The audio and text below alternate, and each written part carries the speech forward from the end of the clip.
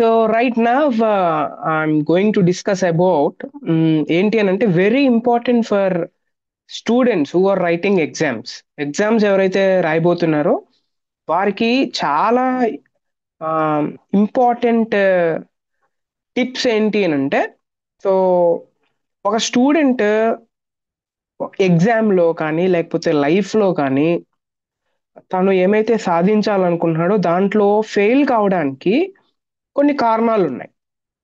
So it may be for 10th class students or it may be for intermediate students or it may be for degree students or it may be for ఎవరైనా competitive exams రాస్తున్నా వారందరికీ suit అయ్యేది ఏంటి అని అంటే student ఏ దాంట్లో అయినా fail కావడానికి there are so many reasons. అయితే కొన్ని కొన్ని కారణాలు మనం వినడానికి ట్రై చేద్దాం.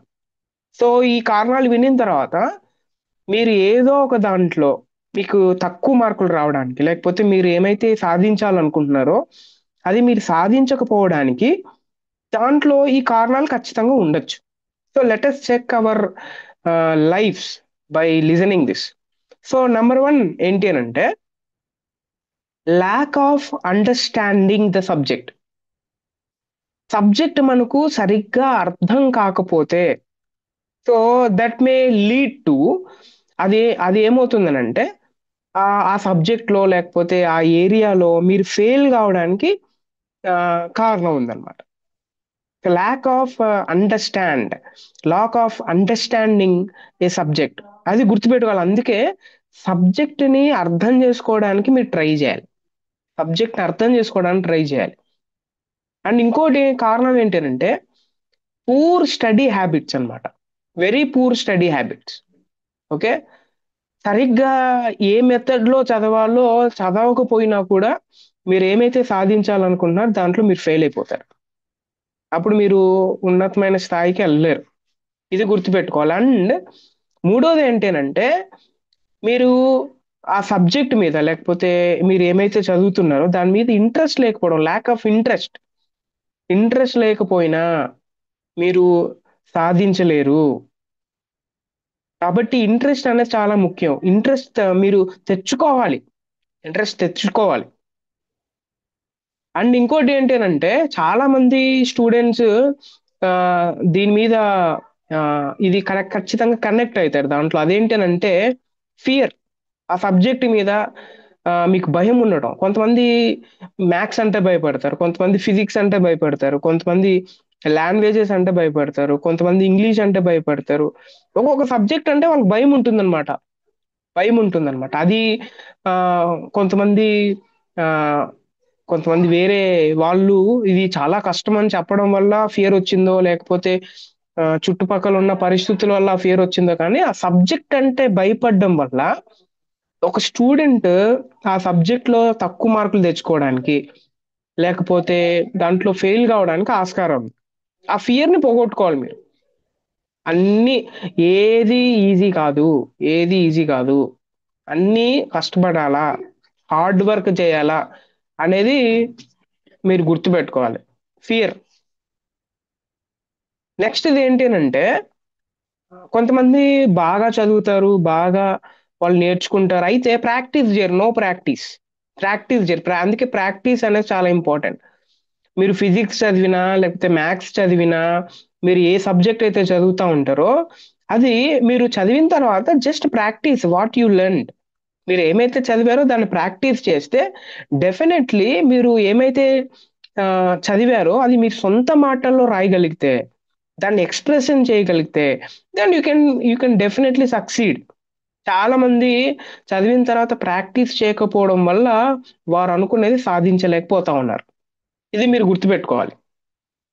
ఇంకోటి ఏంటంటే కొంతమందికి బాగా చదువుతారు, ప్రాక్టీస్ అంతా బాగుంటుంది, అయితే పూర్ టైంని ఎలాగ వినియోగించుకోవాలో తెలియకపోవడం వల్ల వాళ్ళ సబ్జెక్ట్ లో అంటే అందుకే కొంతమంది స్టూడెంట్స్ మీరు మ్యాథ్స్ కి ఎంత టైం ఇవ్వాలనుకుంటున్నారు, ఫిజిక్స్ కి ఎంత టైం ఇవ్వాలనుకుంటున్నారు, లేకపోతే మిగతా సబ్జెక్టులకి ఎంత టైం ఇవ్వాలనుకుంటున్నారు, మీరు డిసైడ్ కావాలి. లేకపోతే మీరు ఎప్పటికీ మీ లైఫ్ లో సాధించలేరు. టైం మేనేజ్మెంట్ అనేది చాలా important. Even for exams also, మీరు ఎగ్జామ్స్ రాసేటప్పుడు కూడా ఎగ్జామ్స్ మీరు for example physics exam 1.5 hour ఉంది. 1.5 అవర్లో మీరు ఫిజిక్స్ ఎగ్జామ్ రాయాలి. సో ఈ 1.5 అవర్లో 8 మార్క్స్ క్వశ్చన్స్ లేకపోతే 6 మార్క్స్ క్వశ్చన్స్ ఎంత టైంలో రాయాలి, 4 మార్క్స్ క్వశ్చన్స్ ఎంత టైంలో రాయాలి, లేకపోతే 2 మార్క్స్ 1 మార్క్ ఎంత టైంలో రాయాలి, బిట్ పేపర్ ఎంత టైంలో రాయాలి అనేది ముందుగానే మీరు డిసైడ్ కావాలా. మీరు ఎంత టైంలో రాయాలో మీరు డిసైడ్ కాకపోతే దెన్ డెఫినెట్లీ అప్పుడు టైం మేనేజ్మెంట్ మీరు పాటించకపోవడం వల్ల you will face the consequence. మీరు ఎంతైతే రాయాలనుకుంటున్నారో లేకపోతే ఎంతైతే మార్క్స్ తెచ్చుకోవాలనుకుంటున్నారో ఏ దానికి ఎంత టైం ఇవ్వాలో ఇవ్వకపోవడం వల్ల మీరు ఖచ్చితంగా లాస్ అవుతారు. ఇది గుర్తుపెట్టి టైం మేనేజ్మెంట్ అనేది చాలా ఇంపార్టెంట్. అండ్ ఇంకొకటి ఏంటంటే సబ్జెక్ట్ లో మీకు ఏది డౌట్ ఉన్నా, ఏది సరిగ్గా మీకు అర్థం కాకపోయినా then you have to ask.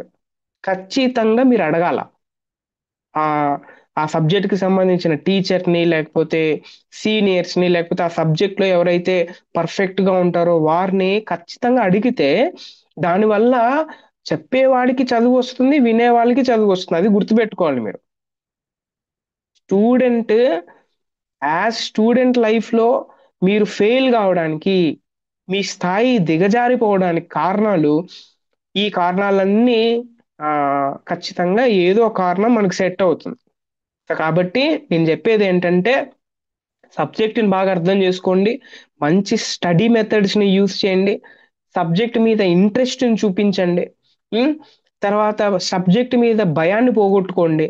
Practice చేయండి, బాగా ప్రాక్టీస్ ప్రాక్టీస్ ప్రాక్టీస్ ప్రాక్టీస్ చేయండి. టైం మేనేజ్మెంట్ ని బాగా మీరు వినియోగించండి.